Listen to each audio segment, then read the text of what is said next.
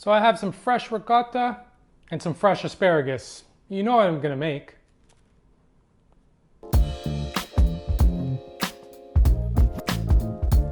Hey everyone, Mark here and welcome to my kitchen. Asparagus is in season, and on behalf of all asparagus, just know this, that they're long and green and good for you to eat. They make your body strong and lean. The flavor can't be beat. So when you're in the store, just take this tip from us, buy asparagus. Let's make some pasta. Let's start with the whipped ricotta. Buy fresh, full-fat ricotta to get a nice, smooth and creamy end product. I removed most of the moisture already, but squeeze out any extra with a cheesecloth or even a paper towel. Add 400 grams of the ricotta to a food processor, season with salt, 2 tablespoons of heavy cream, the zest of half a lemon, and then just a touch of fresh nutmeg. Now let's whip the ricotta. You want to get the consistency of like a whipped cream. Give a taste and adjust any seasonings and then just place in a bowl and set aside. Now to prepare the asparagus. When picking asparagus, you want the head of the asparagus to be nice and tight. If the buds are open, the asparagus won't be bad, just not as fresh. You can snap, trim the ends however you like and use those ends for stock. Let's remove the tips and we'll set those aside in a bowl. With the remaining asparagus, just chop up into small pieces so that they can cook quickly. And we will place those into a separate bowl. Get your pot of water on the heat for the pasta, but don't salt it just yet. We just want some of the hot water to cook the asparagus. In a pan on medium to high heat, add 3 tablespoons of extra virgin olive oil, your chopped asparagus, season with salt and freshly cracked pepper, and then just saute for a couple minutes. Add a ladle of hot water, just enough to cover the chopped asparagus, and continue to cook until the asparagus has softened, and then remove from the heat.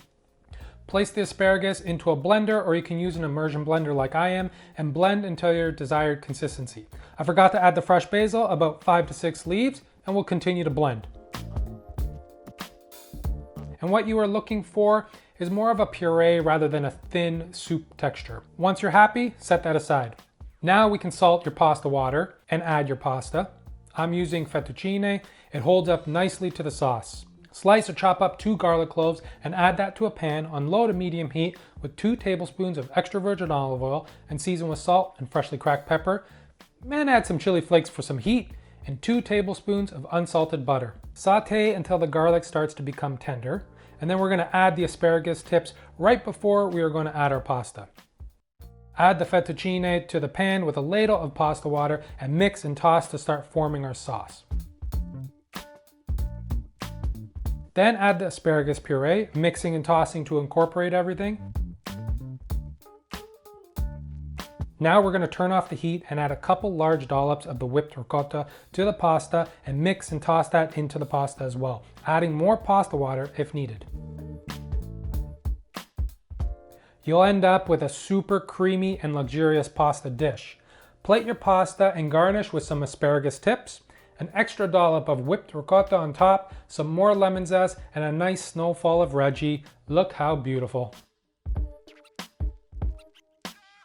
All I'm gonna say is if you love asparagus, you are going to love this dish. And that little rhyme in the beginning I said, that was from Alf. Remember Alf? He's back. They did a whole episode on asparagus. Okay, they changed this lyric here. You want to listen to this?